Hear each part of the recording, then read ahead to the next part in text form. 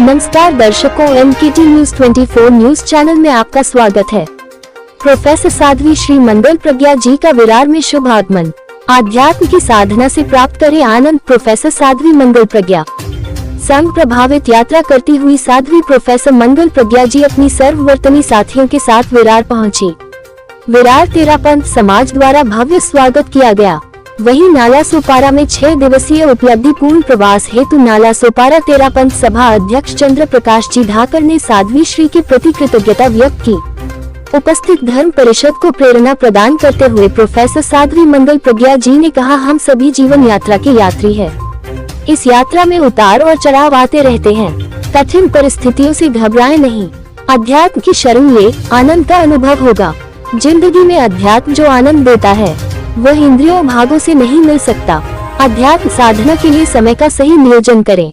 भीतर की शांति के लिए अध्यात्म का पद अपने प्रति घंटे से सिर्फ 2 मिनट का समय निकालकर सामाजिक की साधना अवश्य करें। यदि वह न संभव हो तो मात्र 13 मिनट नवकार मंत्र की साधना अवश्य करें। साध्वी श्री ने कहा, प्राय देखा जाता है कि व्यक्ति अधिकतर समय शरीर के लिए, परिवार और समाज के लिए व्यतीत करता है। आवश्यक है कि खुद के लिए समय नियोजित करें। जिंदगी कीमती है, इसकी कीमत को अपनी खामियों की ओर झांके। खुद को सुधारने संवारने का प्रयास करें। धैर्य के साथ जीने वाला व्यक्ति मधुर परिणाम प्राप्त करता है। साध्वी श्री की प्रेरणा से अनेक भाई बहनों ने सामाजिक जप आदि की संकल्प स्वीकार किया। साध्वी सुदर्शन प्रभाव, साध्वी अतुल यश, साध्वी डॉक्टर राहुल प्रभात, साध्वी डॉक्टर चैतन्य प्रभात एवं साध्वी डॉक्टर शौर्य प्रभात जी ने सह संगान किया। विरार तेरापंथ सभा अध्यक्ष अजय फूलपुगर ने स्वागत स्वर प्रस्तुत किया। वसई, नाला सोपारा और विरार के श्रावक श्राविकाओं ने साध्वी श्री जी के प्रभावी प्रवास के लिए प्रसन्नता व्यक्त की। उल्लेखनीय है कि साध्वी श्री मंगल प्रज्ञा जी होली चातुर्मास विरार में करेगी। श्रावक सम्मेलन में पक्ष ध्यान, वर्कशॉप, अनुष्ठान आदि का भी इस प्रवास में आयोजन किया जाएगा। तो आइए एक नजर डालते हैं इस खास खबर पर। यदि तुम्हारा साथी किसी गलत दिशा में भटका हुआ व्यक्ति होगा तो वह तुम्हारा भी नुकसान कर देगा, इसलिए तुम्हें साथी बनाना है। या तो कोई व्यक्ति तुम्हारे से गुणों में, क्वालिटी में तुमसे ऊंचा हो, उसको अपना मित्र बनाना, अथवा कम से कम गुणों में समान हो तो तुम अपना मित्र बनाना। यदि ऐसा न मिले,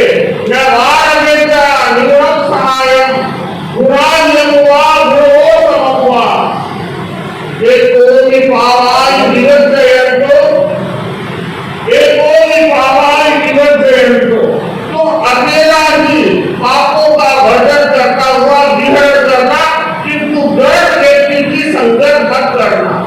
मुझे लगता है भगवान महावीर का यह उद्घोष आज के इस युग में बड़ा महत्वपूर्ण बना हुआ है। आज आप लोगों को ध्यान देना है कि आपकी स्वयं की संगति किसके साथ है, आप किसकी कंपनी में रहते हैं, क्योंकि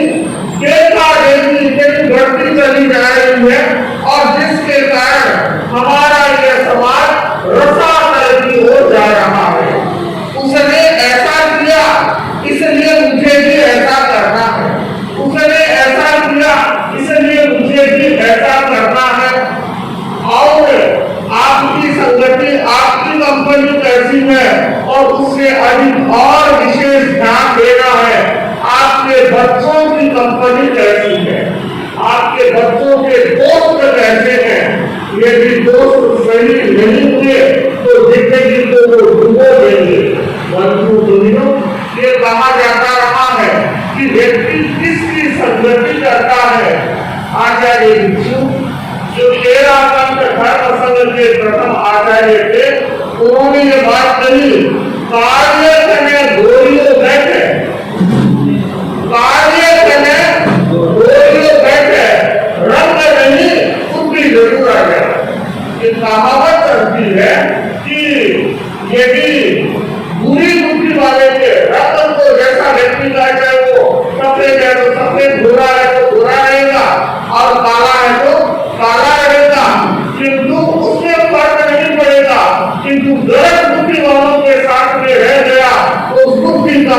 में आ जाता है, जरूर आ जाता है। इसलिए आवश्यक है माता पिता ध्यान दे आपके बच्चों के दोस्त कैसे हैं। बहुत बार ऐसा होता है, बड़ा अच्छा था। मुझे याद है एक बार हम लोग कोलकाता की यात्रा पर थे। हमारा चातुर्मास कोलकाता में था। एक भाई आए, बड़े संभ्रांत नागरिक थे। हम उन्हें जानते थे। घर घर रोने लगे। पूछा कारण कि महाराज क्या कारण बताओ। मेरा बेटा बड़ा विनीत था, बड़ा अच्छा था और हमारा अच्छा बिजनेस है और बिजनेस में भी अच्छा ध्यान देता था, किंतु पिछले 2 वर्षों से वो ऐसी गलत संगत में आ गया है जिसके बारे में मैं कभी सोच ही नहीं सकता था कि मेरा बेटा भी ऐसा कर सकता है क्या। क्रिकेट के सट्टों में फंस गया है और भी जो बुरी आदतें आनी है देश की आ गई है। और जो बच्चा इतना विनम्र था आज मेरी बात को भी सुनने के लिए तैयार नहीं है। और इसके कारण हमारे घर परिवार की जो सिचुएशन है बड़ी अजीब बन गई है। लेकिन मेरी पुत्र वधू बड़ी समझदार है। अन्यथा तो महाराज मुझे लगता है आज के जमाने की हवा लगी हुई होगी तो वो मेरा घर छोड़ करके चली जाती, किंतु वो समझदार है। और वो कहेंगे पापा शायद सिचुएशन बदल जाए, महाराज अब सहन नहीं हो रहा है, कोई रास्ता बताए। साथी जी ने साथी हेमंत जी की हमें उनके साथ में थे। उन्होंने कहा कि वह पहले साधु संतों के आया करता था क्या। वो कहा महाराज आता था। वो आता था, ज्ञानशाला में था तब भी जाता था, युवक परिषद में भी आ गया था तब भी आया करता था। और जो मामला बिगड़ा है इस संगति के कारण 2 साल में ऐसा हुआ है। तो कहा कि तुम उन्हें हमारे यहाँ लेकर के आ सकते हो क्या। तो उसने कहा महाराज शायद मेरी बात को नहीं मानता।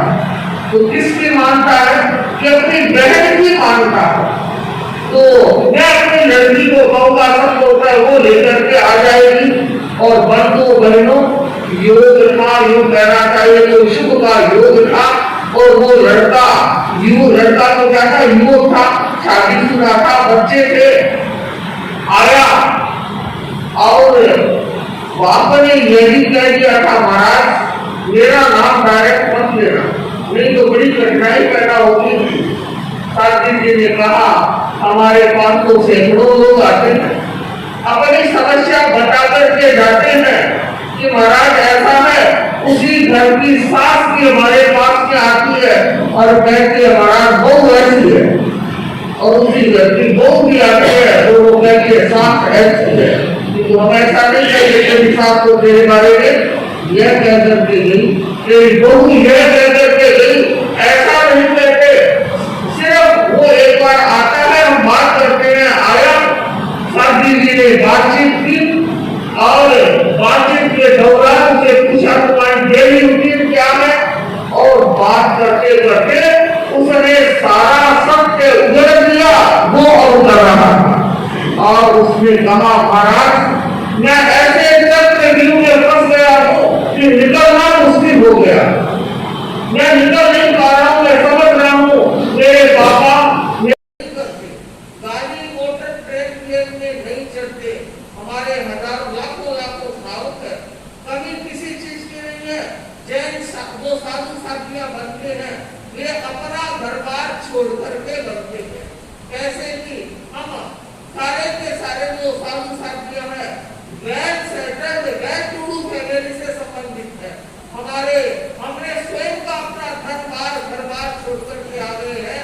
और मैं तो ये कहा करती हूँ हमने छोटा घर छोड़ दिया है और हमने बड़ा घर बना दिया है। आप सब हमारे भाई बहन, आप सब हमारे भाई बहन है। छोटा घर छोड़ा है। जैन साधु साथियों के कोई बैंक अकाउंट नहीं होता, हमारे कोई बैंक अकाउंट नहीं होता। हमारा बैंक का अकाउंट था वो छोड़ छाड़ करके आ गए हैं। हम पैसे को छूते भी नहीं होते, हमें पैसे से कोई लेना देना नहीं होता। हम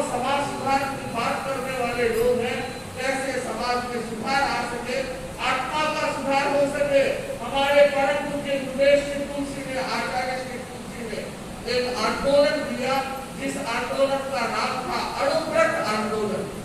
छोटे छोटे व्रतों के द्वारा कैसे समाज को सुधारा जा सकता है, ये जब प्रवचन किया करते थे।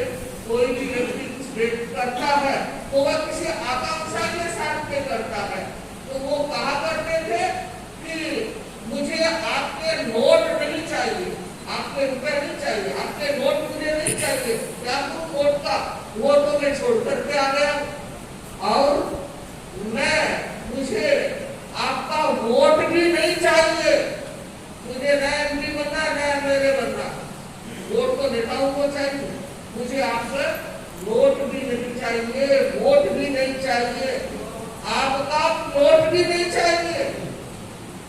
क्या करूं, मैंने अपना घर छोड़ दिया, मुझे जरूरत नहीं है, न वोट चाहिए, न वोट चाहिए, न वोट चाहिए, क्या चाहिए?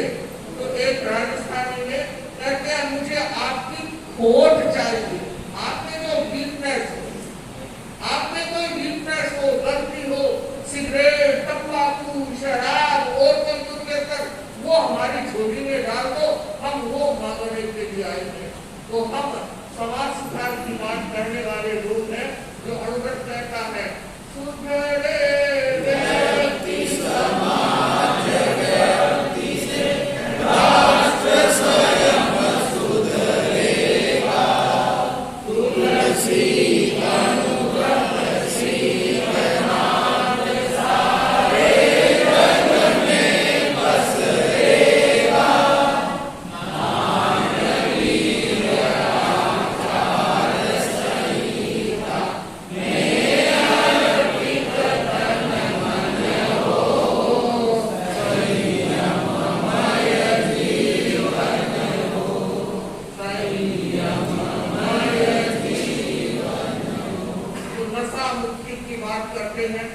नैतिकता की बात, नैतिकता जीवन में आई है, बहुत आवश्यक है, और सद्भाव, सौहार्द, हर व्यक्ति के साथ में हमारा सौहार्द का भाव, भ्रातृभाव, प्रेम भाव बना रहे, जिसके कारण देश में जो विकट स्थितियां पैदा हो रही है वो न हो, और हम शांति के साथ इस भारत भूमि पर रहते रहे, और ये हमारा भारत जो जगत गुरु कहलाता था, अपनी आध्यात्मिकता से पूरे जगत गुरु, विश्व गुरु कहला सके, इन्हीं भावों के साथ ओम भारत। और हमारे देश में जो आज की सिचुएशन में बहुत बुरी चीज़ें हो रही है, और लोगों को ये ज्ञान होना चाहिए। आप हमारे देश या भारतवासियों को क्या संदेश देंगे? आपके प्रवचन के तरफ से आप सब जगह प्रवचन करते हैं। आप उसके पहले भी एक जो कोलकाता का बहुत अच्छा उदाहरण दिया था कि बच्चों जो बिगड़ गए थे उनके बारे में उदाहरण दिया था, उसके बारे में भी आप जानकारी बहुत सारा प्रवचन से दे रहे, लोगों को क्या संदेश देंगे सर?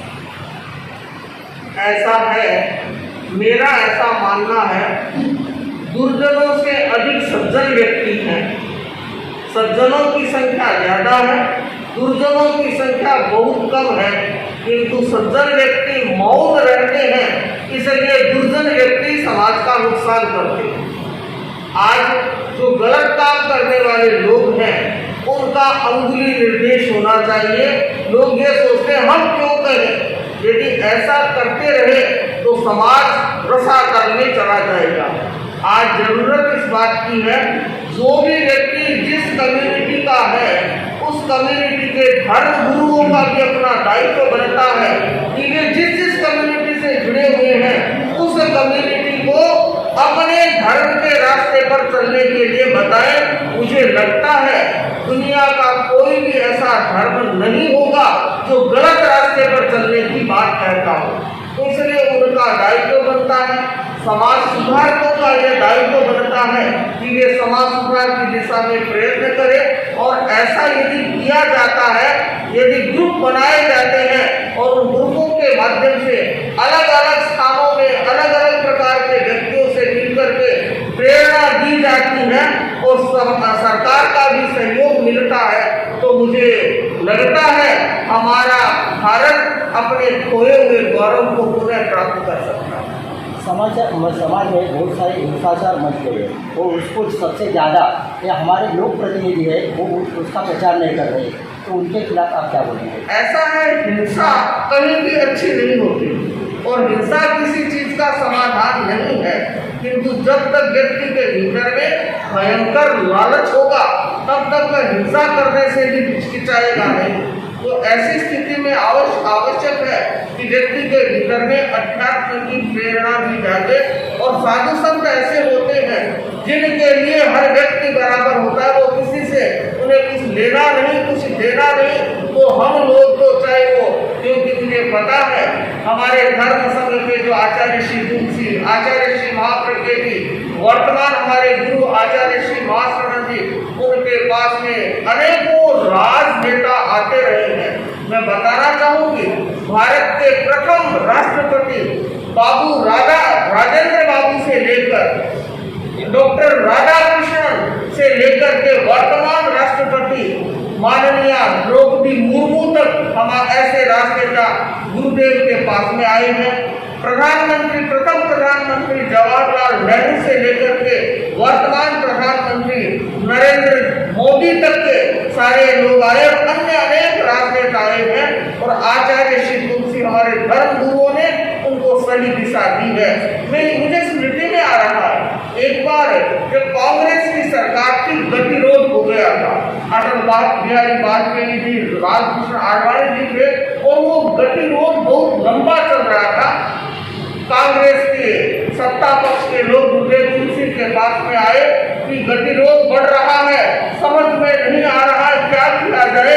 आचार्य जी आपका बड़ा प्रभाव है, आप इस गतिरोध को खत्म करें। और मैं बताना चाहूंगी आचार्य तुलसी, आचार्य महाप्रज्ञ जी समय के इतना प्रभाव था और उन्होंने लालकृष्ण आडवाणी जी को, अटल बिहारी वाजपेयी जी को संवाद भेजा कि गतिरोध अब आपका टूटना चाहिए, देश के हित में बैठकर संसद में बात कीजिए, गतिरोध से कोई उत्तर नहीं मिलता है। तो मैं कहना चाहूंगी उन्होंने उस समय के उन राजनेताओं ने गुरुदेव तुलसी की बात को स्वीकार किया और संसद का गतिरोध खत्म हुआ और अच्छी तरह से संसद चलने लगी।